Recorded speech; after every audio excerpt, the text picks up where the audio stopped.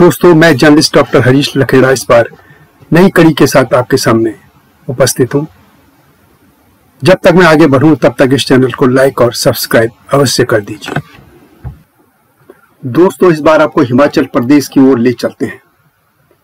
आप भी जानते हैं कि हिमाचल प्रदेश के बहुत से लोग ठाकुर सरनेम का प्रयोग करते हैं, तो इस बार आपको हिमाचल प्रदेश के साथ ही देश भर में प्रयोग हो रहे ठाकुर सरनेम को लेकर जानकारी दे रहा हूं। आप जानते हैं कि योगेश्वर भगवान श्री कृष्ण को भी ठाकुर कहकर पुकारा जाता है।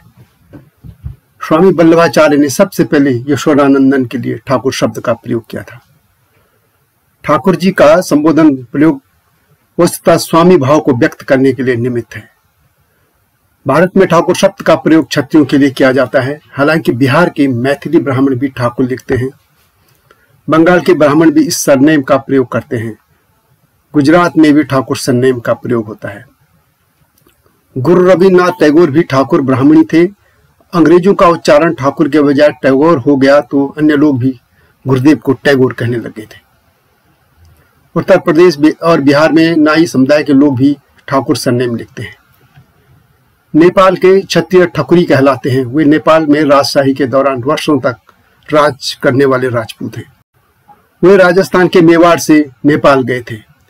इस तरह भारतवर्ष में ठाकुर शब्द से मिलते जुलते कई सरनेम लोग इस्तेमाल करते रहे। आपको यह जानकर आश्चर्य होगा कि ठाकुर शब्द भारतीय मूल का नहीं है। इस बारे में भी बताऊंगा। पहले हिमाचल में ठाकुर सरनेम की कहानी आपको बता रहा हूं। राजस्थान समेत मैदानी क्षेत्रों में क्रूर और धर्मांध मुसलमान आक्रांताओं के कारण बड़ी संख्या में लोगों ने उत्तराखंड की तरह हिमाचल प्रदेश में भी शरण ली थी। मैदानों से आए क्षत्रियों ने पहाड़ों में अपनी ठकुरियां यानी छोटे राज्य भी स्थापित कर दिए थे। हिमाचल प्रदेश में सबसे बड़ी आबादी क्षत्रियों की ही है। हालांकि वहां सभी ठाकुर सरनेम नहीं लगाते हैं। हिमाचल प्रदेश के इन ठाकुरों को लेकर दर्दनाक कहानी भी है। इसे उदाहरण देकर समझाता हूं। राजस्थान में राजपूतों में पिता के जीवन काल में उनके पुत्रों को कुंवर कहते हैं। पिता के निधन के बाद उन्हें ठाकुर कहा जाता है। उस कालखंड में मुस्लिम आक्रांताओं के साथ लगातार युद्ध होने पर बड़ी संख्या में राजपूत मारे गए थे। उनकी विधवा स्त्रियों ने अपने बच्चों और रिश्तेदारों के साथ हिमालय के पहाड़ों में शरण ली। चूंकि पिता मारे गए थे, इसलिए उन बच्चों को कुंवर बोलने के बजाय सीधे ठाकुर बोला जाने लगा और धीरे धीरे यह उनका एक सरनेम बन गया। उदाहरण के तौर पर राजस्थान के नागौर राज्य से आए हिमाचल में राजपूतों ने और उनके वंशजों ने ठाकुर लगाना शुरू कर दिया था सरनेम।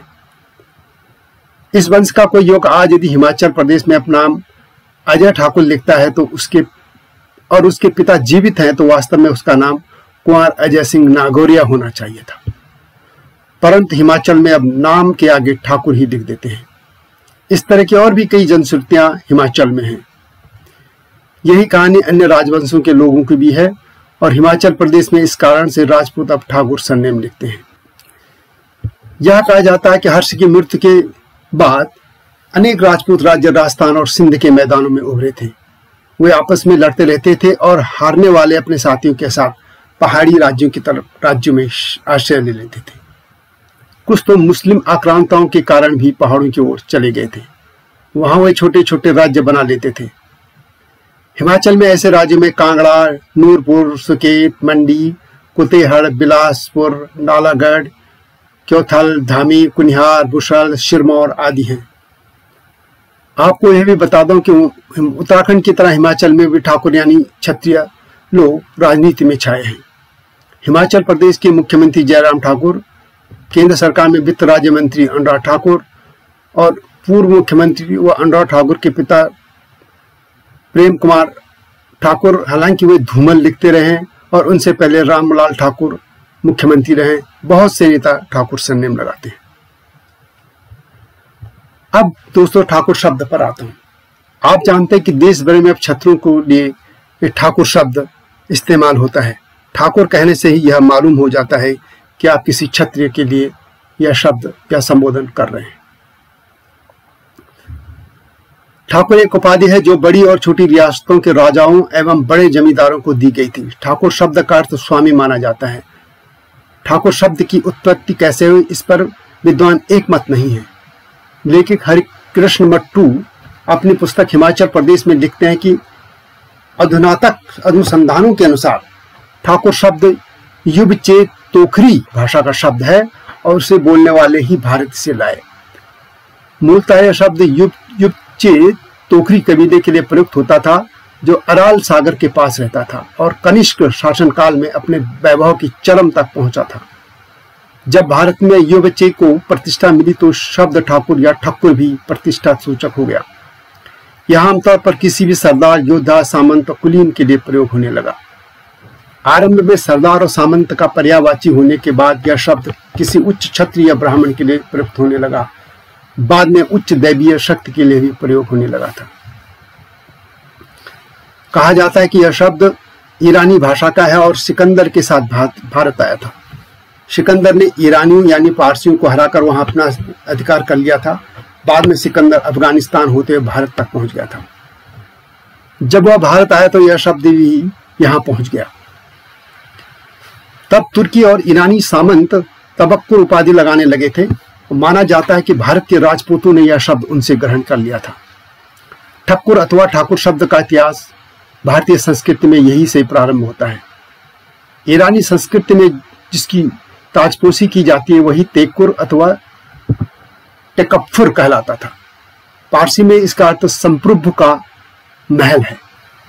एक तर्क यह भी दिया जाता है कि ईरान से यह शब्द तुर्की पहुंचा। तुर्की भाषा में तकफ्फुर या तबक्फुर शब्द रूढ़ मांडलिक का विशेषण शब्द है। इसका अर्थ होता है किसी विशेष स्थान या मंडल का मालिक अथवा स्वामी। टेकफुर एक शीर्षक था जिसका इस्तेमाल सेल्जुक और शुरुआती तुर्क काल में स्वतंत्र या अर्ध स्वतंत्र छोटे ईसाई शासकों या एशिया माइनर और थ्रेस में स्थानीय बीजांटिक राज्यपालों के संदर्भ में किया गया था। सल्जुक तुर्क की उपाधि और तेगौर थी, जबकि ईरानियों में भी तैगूर उपाधि प्रचलित थी। जर्मनिक भाषाओं में भी इसका अर्थ भी वही है जो ईरानी संस्कृति में आर्यों की भाषा में है। इसी तरह आर्मेनियन, अरेबियन यानी अरबी तथा हिब्रू तथा तुर्की आर्मेनियन भाषाओं में यही तबक्कुर शब्द आरंभिक चरण से उपस्थित है। आर्मेनियाई तबागार का अर्थ मुकुट धारक से निकलता है और 7वीं से 12वीं सदी के बीच जब मध्य एशिया से तुर्कों की कई शाखाएं भारत पहुंची तो माना जाता है कि तभी यह शब्द तबक्कुर भारत में आया था। यह भी कहा जाता है कि ठाकुर शब्द तुर्कों और ईरानियों के साथ ही भारत आया। तुर्की भाषा में मंगोल ईश्वरीय सत्ता या स्वर्ग को टैगूर कहते हैं, जिसका मूल तुर्की शब्द तख्खुर ही है। मंगोलियाई में टेंगरी का भी अर्थ भगवान या स्वर्ग होता है। भारतीय आर्यों का संबंध ईरानियों से रहा है और वहां से भी यहाँ आक्रमण होते रहे। इस तरह ईरान से भी यह शब्द यहाँ आने की बात कही जाती है। हालांकि भारत में इस धारणा के बहुत से लोग हैं कि जो मानते हैं कि ठाकुर शब्द संस्कृत का है। ठाकुर शब्द संस्कृत भाषा के स्थायुकर रह का सहवर्ती रूप है, जिसका अर्थ है जिसने यायावर जीवन त्याग कर स्थायित्व प्राप्त कर लिया है। संस्कृत में ठाकुर का पूर्व रूप ठाकुर माना जाता है, जो कि स्थायुकः और स्थायकः से है। संस्कृत में स्थावर का एक अर्थ है चलायमान अथवा गतिशील भी है। स्थावरः अथवा अस्थिविरः शब्द समाज के मार्गदर्शक व उसके लिए नियम आचार विचार बनाने वाले व्यक्ति के लिए प्रयुक्त किया जाता था। ठाकुर शब्द इनसे ही निकला और गांव गांव तक पहुंच गया। इसके साथ ही एक बात और कही जाती है, अवेस्ता और वेदों में बहुत सी बातें समान हैं। संस्कृत के तीव्र शब्द से ये ठाकुर शब्द विकसित हुआ है।